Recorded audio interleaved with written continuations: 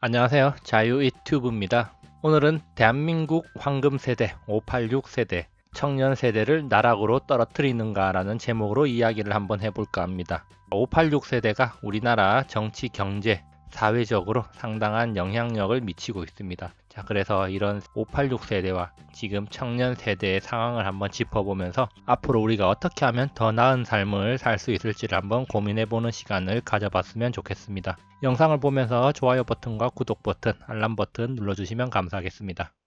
586 세대란 무엇인가? 과거에는 386 세대라고 불리기도 했습니다. 자, 현재 나이 50대, 80년대 학번, 60년대 출생 세대를 586이라고 부르는 거죠. 586 세대는 대한민국의 황금기에 성장을 했다, 이런 말을 많이 합니다. 그러면서 지금 현재는 대한민국 정치 경제계를 주도하는 세력으로 성장해 있습니다. 그래서 신문 기사의 타이틀 몇 개 뽑아왔는데요. 자, 대한민국의 부와 일자리를 거머쥔 586. 추천서에 이름만 쓰면 취업, 집을 샀더니 몇 배 뛰었다. 천운을 타고난 586. 자, 그리고 현대차 노조원 절반이 50대이다. 자, 청년 세대 기회를 박탈한 일자리 캐슬이라는 타이틀도 나와 있는 거 확인할 수 있습니다. 자, 그렇다면은 586의 삶과 경제력 과연 어느 정도일까? 자, 586의 삶의 궤적을 한번 살펴보고 지금 우리 사회에서 차지하고 있는 영향력이 어느 정도인지 한번 살펴보도록 하겠습니다. 586 세대의 삶의 궤적을 한번 살펴보면요. 일단 60년대 출생 인구 총 103만 명입니다. 역대 최다 인구가 우리나라에서 탄생을 했던 것이고요. 그리고 이들이 자라서 80년대에 대학에 들어갈 때 대학 졸업 정원제가 실시되고 과외금지법이 실시됐습니다. 그러면서 대학 입학 정원이 61만에서 136만 명으로 약 2배 이상 상승하면서 대학을 들어가기가 쉬워진 세대라고 할 수가 있습니다. 자, 그리고 이들이 대학을 졸업할 때 대학을 많이 들어갔는데 대학을 졸업할 때 더 힘들어졌느냐? 그것도 아닙니다. 1986년에서 90년까지는 우리나라는 3조 호황을 맞이했습니다. 기업들은 인재를 구하지 못해서 졸업도 하기 전에 4학년 1학기가 끝나고 나서 서로 데려가려고 스카웃을 하는 등 졸업을 하기 전부터 자신이 갈 직장을 정해놓고 학교를 다니는 그런 상황이 비일비재했다고 합니다. 일단 대한민국 역사상 최대 호황기였다고 할 수가 있겠죠. 그리고 1989년 일산 분당 신도시가 발표됩니다. 그러면서 주택 200만 호 건설이 본격화되는데요. 90년대부터 우리나라 집값은 안정기에 접어들면서 상대적으로 집을 사기도 쉬워진 시기가 바로 이때라고 할 수가 있습니다. 또 90년에서 95년까지 고도 성장의 절정기에 이르면서 연간 임금 상승률이 무려 13.7%에 달했다는 거. 5년 만에 월급이 2배로 뛰었던 시기가 바로 이 시기입니다. 그렇기 때문에 월급만 모아서도 집을 살 수 있었던 시기가 바로 90년대 초반이었다. 자, 이렇게 볼 수가 있겠습니다. 자, 그러다가 97년에 외환위기가 닥쳤는데요. 자, 이때 30대였던 586 세대는 정리해고의 칼바람을 비켜갈 수 있었습니다. 자, 이때 유행했던 단어 4.5정 5.6도 이런 말들이 있었는데요. 그러면서 40대와 50대가 대규모로 정리해고 당하는 그런 일이 있었고, 자, 이때 많은 사람들이 실직을 하게 되는 거죠. 그리고 나서 2000년대 닷컴 버블이 있었고요. 그리고 부동산 시장 과열로 이어지게 됩니다. 자, 부동산 안정기 그리고 IMF 이후에 주택 매매 시장의 큰 손으로 바뀐 40대들은 부동산 안정기와 IMF 이후에 저가 부동산을 적극적으로 매수했고, 자, 그 이후에 2009년까지 집값이 큰 폭으로 상승하게 됩니다. 서울 요지나 분당 판교와 같은 곳은 엄청나게 많은 상승을 했다는 거 잘 알고 있습니다. 자, 그리고 2004년 총선 때 586 세대가 국회에 대거 입성을 하게 되고요. 그리고 2005년부터 2007년까지 글로벌 증시 호황을 제대로 누리는 세대가 바로 586 세대입니다. 자, 40대에 접어들면서 높은 경제력을 갖추게 되고, 자, 그때 벌어들인 돈으로 주식 투자를 해서 성공한 사람들이 꽤 많이 나왔습니다. 자, 그리고 2008년 글로벌 금융위기 이후에 경기 침체가 되었을 때, 자, 5, 60대들이 명예퇴직, 조기퇴직을 할 때도 40대인 586 세대들은 살아남은 거죠. 그리고 나서 2016년이 되었을 때 60세의 정년 연장이 시행되면서 최대 수혜자로 떠올랐고, 그리고 2019년 또다시 정년 연장 이야기가 나오면서 65세까지 정년 연장을 한다는 이야기가 스물스물 나오고 있습니다. 자, 그러면서 또다시 5년이나 더 연장이 되는 또 최대 수혜자로 손꼽히고 있다는 거 우리가 확인할 수 있는데요. 이렇게 된다면 대한민국 반세기의 역사가 586 세대와 함께 했다. 자, 이렇게 볼 수 있을 정도로 586 세대는 대한민국에 있었던 여러 가지 정치 경제적 수혜를 제대로 누리는 세대다. 그렇기 때문에 황금 세대로 부른다. 자, 이렇게 볼 수가 있겠습니다. 586 세대가 정치 경제적으로 어느 정도 영향력을 가지고 있느냐. 자, 현재 586 세대의 통계 지표를 보면 586 세대주들은 현재 전체 인구의 18.6%를 차지하고 있다고 합니다. 586 세대가 가지고 있는 6억 이상의 주택은 무려 30%나 되고요. 그리고 전체 가계 순자산의 32%를 차지하는 겁니다. 인구는 18.6%지만 무려 32%라는 것. 다른 세대에 비해서 상대적으로 부유한 삶을 산다고 할 수가 있겠는데요. 특히 국회의원은 현재 44%가 586 세대입니다. 2004년 총선에서부터 30대 정치인이 23명이 배출이 됐고요. 그 이후에는 30대 국회의원 숫자가 지속적으로 줄어들어서 2016년에는 2명이 됐다고 합니다. 자, 그렇다면은 이 586 세대는 정치 쪽으로 간 사람들은 일찍 정계에 입문을 해서 지금까지 정치를 계속하고 있다. 자, 이렇게 볼 수가 있겠습니다. 자, 그리고 2019년 현재 전체 취업자 수를 봤을 때 취업자 수가 가장 많은 연령대가 바로 586 세대라는 겁니다. 자, 652만 명으로 집계되고 있는데요. 40대가 651만 명, 그리고 30대가 558만 명으로 자, 50대보다 더 적은 숫자라는 거 확인할 수 있는데, 자, 이것은 20년 전과 비교해 보면 상당히 차이가 많이 납니다. 자, 20년 전 1999년에 자, IMF 사태 이후에 자, 30대가 가장 큰 비중을 차지했습니다. 앞서 이야기를 했었죠. 그 세대가 지금 20년 뒤에 50대가 되어서도 가장 큰 비중을 차지하고 있다는 점 우리가 눈여겨볼 필요가 있습니다. 자, 그리고 또 한 가지 눈여겨볼 만한 점은 50대 가구주의 월 평균 소득은 562만 원으로 집계가 되고 있습니다. 562만 원은 우리나라 가구 평균 소득보다 76만 원이 더 높습니다. 자, 우리나라 가구 평균 소득은 가구 평균 월 소득은 약 480만 원 정도가 되는데요. 그것보다 훨씬 높다는 거고요. 자, 이 562만 원은 상위 20에서 40%에 포함되는 소득입니다. 50대 가구주 586 세대들은 우리나라에서 평균적으로 상위 40% 이상에 머물고 있다는 점 우리가 예상을 해볼 수가 있습니다. 자, 그리고 또 한 가지 눈여겨볼 점, 자, 100대 기업의 임원 비중 중에서 586 세대가 72.2%나 차지한다는 건데요. 자, 이 비중도 역대 연령대 비중 중에서 압도적으로 높다는 점 우리가 인지할 필요가 있습니다. 대한민국의 황금 세대, 586 세대와 같은 세대가 한국만 있었던 것은 아닙니다. 미국의 베이비 부머 세대, 일본의 단카이 세대가 있었고요. 자, 한국의 베이비 붐 세대도 55년에서부터 63년까지로 일컬어지는데 586 세대와 상당 부분 겹치는 부분이 있는데, 자, 이렇게 많은 인구가 태어난 세대들이 그 나라에서 경제적으로 황금기를 누렸다는 점 우리가 생각해 볼 수 있습니다. 자, 그렇다면은 이 청년층은 상당히 힘들다는 이야기 많이 들려옵니다. 586 세대와 상당히 비교되는데요. 자, 일반적으로 청년층의 나이대를 구분하는 게 기관마다 조금씩 다르지만 일단 저는 고용노동부를 기준으로 했을 때 만 19세에서 34세로 잡겠습니다. 자, 그렇게 봤을 때 1985년에서 1990년대 후반까지 출생한 청년층이라고 할 수가 있는데요. 일단 이들이 대학을 졸업한 2010년 이후에 우리나라는 저성장 장기 경기 침체 상황에 직면해 있습니다.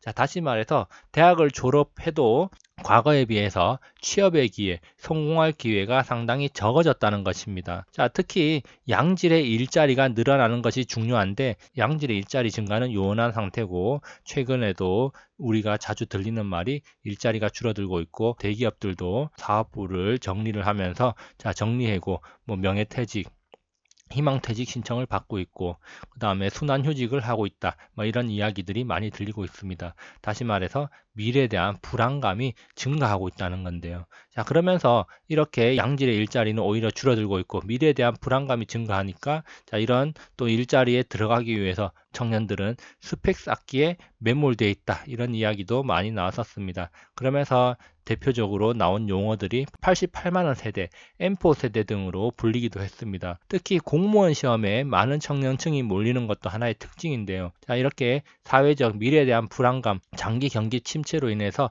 사회가 활력을 잃어가니까 안정적인 직업을 원하는 경향이 높아지고, 자, 이것은 공무원 시험에 사람들이 몰리는 결과로 나타나고 있습니다. 자, 그러면서 뉴스 기사, 2019년 7월 16일 날 나온 뉴스 기사인데요. 청년 취준생 71만 명, 13년 만에 최다치를 기록하고 있다는 이야기입니다. 그러면서 지금 10명 중 3명은 공시족이다. 자, 졸업 후에 취업 못한 청년만 154만 1천 명, 12년 만에 가장 많은 수치를 기록하고 있다고 합니다. 자, 그만큼 지금 청년층이 힘든 시기를 겪고 있다, 이렇게 볼 수가 있겠습니다. 자, 그러면서 최근에 2019년 10월 13일 날 나온 기사입니다.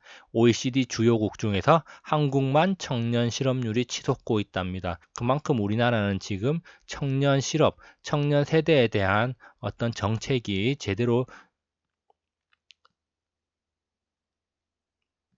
실행되지 않고 있다. 청년 취업을 위한 정책이나 지원이 제대로 이루어지지 않고 있다. 자, 이렇게 볼 수가 있겠고요. 또 한편으론 우리나라의 양질의 일자리, 많은 청년들이 원하는 양질의 일자리가 증가하지 않고 있다. 자, 이렇게 볼 수도 있겠습니다.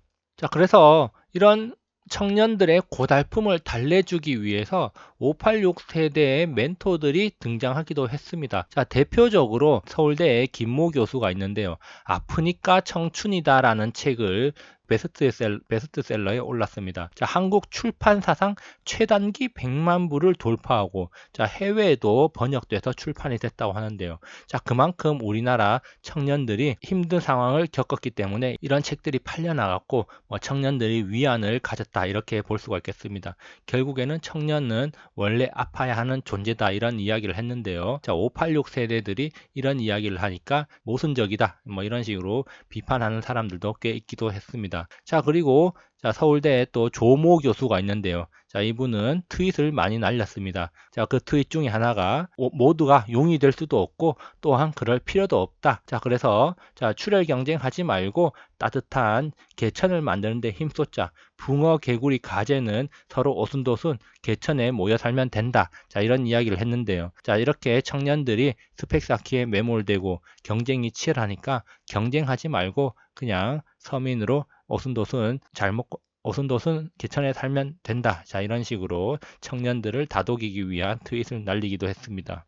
자, 그렇지만 또 한편으로는 청년들을 다독이는 게 아니라 586 세대 자체를 비판하는 자성의 목소리도 있었습니다. 자, 586 세대의 대표적인 또 교수 중에 한 명인 고모 교수는 칼럼을 실어서 한국 사회를 장악한 586 세대가 상당히 모렴치한 세대다. 자, 이런 식으로 이야기를 했고 많은 책을 쓰기도 했습니다. 자, 그리고 586 세대는 아니지만 78년생 그리고 81년생 공동 저자가 쓴 책 386 세대 유감이라는 책이 있는데요. 586 세대가 사다리를 걷어참으로 인해서 지금 70년대, 80년대생들이 더 나은 삶을 살기 위해서 상위 계층으로 올라가는 게 힘들어졌다. 자, 이런 데 대한 비판입니다. 자, 그래서 586 세대가 기득권을 내려놔야 된다고 이야기를 했는데요. 어쨌든 이런 식으로 586 세대를 비판하는 목소리도 있다는 점 우리가 눈여겨볼 필요가 있습니다.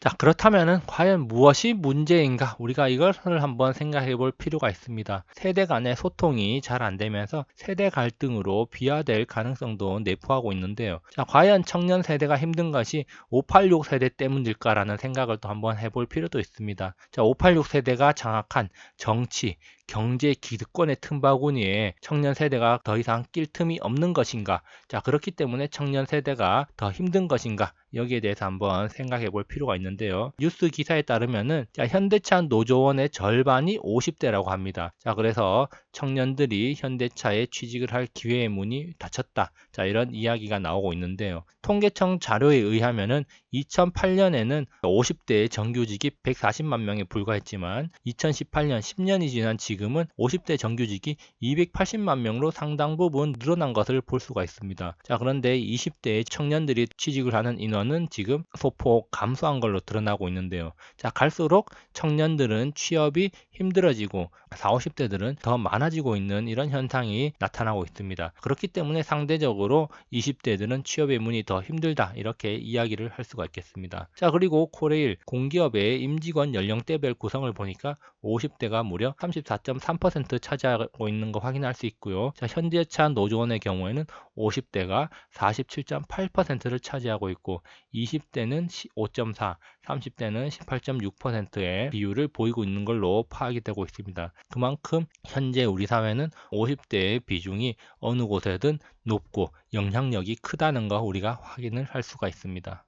그렇다면 과연 586 세대가 기득권을 이렇게 만들어 간 것인가? 자, 여기에 대해서도 한번 생각해 볼 필요가 있겠는데요. 586 세대는 말 그대로 시기적으로 운이 좋은 황금 세대였다는 거 기본적으로 인지를 해야 됩니다. 자, 시대적으로 잘 태어났다는 것이죠. 그리고 나서 그 시대를 이용해서 살아오다 보니까 다른 세대들과 비교해 봤을 때 기회가 많았기 때문에 그런 기회를 잘 활용해서 자신의 자산을 늘리고 기득권을 취해왔고, 그리고 그것을 지금 옹호하고 있는 그 상황이다, 그렇게 볼 수가 있겠습니다. 누구나 자신의 기득권을 지키려고 하기 때문에 이런 상황을 가지고 우리가 욕을 하거나 크게 뭐라 할 수는 없을 것 같습니다. 자, 그에 반해서 지금의 청년 세대는 586 세대와 완전히 반대 상황이다, 이렇게 볼 수가 있겠는데요. 지금 현재 사회가 수축 사회로 진행되고 있고, 자, 이 시기에 사회인으로서의 삶을 시작한 것이 바로 청년 세대라고 할 수가 있겠습니다. 자, 이 수축 사회라는 용어는 홍송욱저 수축 사회라는 책에서 인용을 했습니다. 사회적 부의 크기가 줄어들고 있는 상황에 지금 약자의 상태로 링 위에 올라왔기 때문에 더 힘든 삶을 살 수밖에 없는 그런 상황이라는 겁니다. 부의 크기가 증가하고 있다면은 약자의 상태라도 부를 서로 나눠 가지면서 동반 성장을 할 수가 있을 것인데, 지금은 부의 크기가 줄어들고 있기 때문에 약자의 상태로 링 위에 올라가서 오히려 가지고 있는 부마저 빼앗기는 그런 상황에 직면해 있다는 것입니다. 자, 이런 상황은 과거 IMF 외환위기 직후에 70년대생들이 사회인이 되어서 경험한 것과 유사하다고 할 수가 있겠습니다. 70년대생들도 IMF 직후에 대학을 졸업하고 나서 취업활동이 상당히 어려웠는데요. 그렇기 때문에 그때도 공무원이 상당한 인기를 끌었다는 것, 사회적으로 우리가 확인할 수 있습니다. 그때 IMF 직후의 상황과 지금 장기 침체 상황이 비슷하다는 것이죠. 어쨌든 지금의 청년 세대는 큰 짐을 안고 있다는 점 우리가 인지를 해야 될 것입니다. 그렇다면 청년 세대의 미래는 없는 것일까? 계속해서 이렇게 어려운 시기를 인내해야 되는 것인가? 자, 이런 질문을 할 수밖에 없는데요. 사회적 자본 확충을 위한 논의를 이어가야 된다고 봅니다. 자, 청년 세대는 지금 광장에서 목소리를 내기가 힘든 상황입니다. 그렇기 때문에 어떻게든 기득권 586 세대에게 사회적 자본 확충을 위한 움직임을 요구해야 되는데, 청년 세대의 강점인 SNS를 이용할 수도 있겠고 다양한 방법을 동원해서 일단 사회적 자본 확충을 위한 움직임을 요구할 필요는 있어 보입니다. 586 세대가 경제와 정치적으로 상당한 권력을 쥐고 있기 때문에 이들 586 세대가 그런 자본을 확충할 수 있도록 노력을 기울여 달라는 목소리를 낼 필요는 있어 보입니다. 자, 그리고 우리나라가 이런 것들을 바탕으로 미국과 같은 혁신 정신을 이식을 해야겠죠. 자, 청년 세대가 살아갈 수 있는 사회적 토양을 만드는 것, 바로 이런 혁신 정신을 이식을 해야 되는 겁니다. 자, 미국과 일본 그리고 우리나라가 모두 황금 세대가 있었고, 그 과정을 거치고 있습니다. 자, 미국은 우리나라보다 더 빨리 중산층이 무너지는 것을 경험했고, 일본 역시 잃어버린 20년을 지나오고 있습니다. 외국의 사례로 볼 때 우리나라도 미국과 같은 혁신 정신을 이식해야 되는데, 미국은 어떤 혁신 정신이 있나? 자, 일단 해놓고 문제가 생기면은 규제를 도입하는 법 체계를 가지고 있다고 합니다. 이른바 네거티브 시스템인데요. 어디든 무슨 일이든 도전을 하고 나서 거기에서 문제가 생긴다면은 거기에 대한 규제를 도입하는 법 체계 시스템인데, 우리나라의 경우에는 규정이 없다, 그러면 일단 스톱. 자, 규정이 생길 때까지 하지 마라고 이야기를 하는 게 바로 우리나라라는 겁니다. 자, 새로운 것을 하기가 힘들다는 것이죠. 다시 말해서 도전정신, 뭔가 도전하는 데 대해서 제약이 많다는 것입니다. 결국 새로운 것을 장려하는 미국과 새로운 것을 거부하고 그 새로운 것이 검증될 때까지 기다리라고 말하는 한국. 자, 이렇게 방법이 틀렸기 때문에 이런 틀을 깨야 되는데, 자, 이런 것을 깰 때는 기득권인 586 세대부터 지금 인식을 바꿔서 이런 틀을 깨야지, 자, 청년 세대들이 혁신적인 한국을 만들어갈 수 있고 더 많은 기회를 만들어갈 수 있지 않을까, 자, 이런 생각을 하게 됩니다. 그리고 기득권 세대들은 청년 세대가 안고 가야 할 짐을 덜어줘야 됩니다. 586 세대 역시 청년 세대에게 결국에는 기대야 할 날이 옵니다. 자, 언제까지나 50대일 수는 없고 60대, 70대, 80대 나이가 들어갈 수밖에 없습니다. 자, 그렇다면은 지금의 청년 세대가 나이가 들어가면서 그들을 위한 세금을 내야 될 건데요. 자, 그렇기 때문에 공무원을 증원하는 것은 능사가 아닙니다. 자, 그러면서 청년 세대가 공무원 시험에 매몰되지 않도록 해야 되는데요. 자, 지금 현재 벌어지고 있는 과도한 재정 퍼주기, 세금 부담이 20년 뒤에는 3배로 늘어난다고 합니다. 이미 사회보험은 5년 뒤에 30조가 펑크가 나고요. 자, 세금을 지금 안 올리면 국가 채무 비율은 2048년에 80%가 넘어가기 때문에 안 올릴 수가 없는 구조라고 합니다. 지금 우리나라는 1%대 성장이 점쳐지고 있는데요. 자, 혈세, 세금으로 갚을 적자 채무가 379조에서 711조로 2배 가까이 늘어날 것으로 예상되고 있는데, 자, 그렇기 때문에 지금 기득권 세대들이 지금 퍼주기보다는 미래를 위한 사회적 자본에 많은 투자를 해야 된다. 자, 이렇게 볼 수가 있겠고, 자, 공무원이 능사가 아니라 혁신적인 대한민국, 자, 역동적인 대한민국을 만드는데 좀 선도적인 역할을 해야 되지 않을까, 자, 이런 생각을 또 하게 됩니다. 결론입니다. 기득권을 버릴 이유도 없고 기득권을 내려놓으라고 말할 명분도 없습니다. 그렇기 때문에 청년 세대는 결국 스스로의 목소리를 내면서, 자, 각자 도생을 할 수밖에 없는 그런 상황에 직면해 있습니다. 자, 삶에 있어서 때가 중요하다는 거 누구나 잘 알고 있습니다. 청년 세대의 고달픔은 그 누구의 탓도 아니라 지금 바로 시대의 흐름입니다. 우리나라는 지금 수축 사회에 진입해 있습니다. 수축 사회 속에서 팽창하는 곳을 적극적으로 찾아 나서야 됩니다. 그냥 안일하게 앉아서 공무원이 되겠다, 안일하게 앉아서 그냥 될 대로 되겠지, 뭐 이렇게 된다면은 여기 수축하는 곳에서 모든 것을 빼앗길 수밖에 없습니다. 그렇기 때문에 적극적으로 찾아 나서야 하고요. 비바람이 몰아치지 않는 동굴, 언제 무너져 내릴지 모릅니다. 자, 우리나라 30년 뒤에 세금을 그렇게 많이 낼 사람들이 많이 있을까? 자, 과연 국가가 그것을 감당할 수 있을까? 자, 그것을 한번 생각해 봐야 됩니다. 내가 기득권이 아니라고 해서 슬퍼하거나 분노할 필요가 없습니다. 586 세대 중에서도 지금의 기득권에 끼지 못한 사람들이 분명 있습니다. 그리고 선택의 순간에 선택을 잘못한 분들도 많이 있을 걸로 생각이 됩니다. 자, 그렇기 때문에 다른 586 세대들이 저렇게 잘 나가고 기득권을 챙겨가면서 자기들 유리하게 사회를 이끌고 가는 것에 슬퍼하거나 분노할 필요는 없어 보입니다. 그저 현실을 직시하고 더 나은 삶을 위해서 움직이는 게 최선이라고 생각을 합니다. 그렇기 때문에 우리는 분노하지 말고, 자, 우리가 더 나은 삶을 어떻게 하면 만들 수 있을지를 고민하는 게 더 좋아 보입니다. 여기까지 영상을 감상해 주셔서 감사하고요. 항상 즐거운 하루 보내시기 바랍니다. 감사합니다.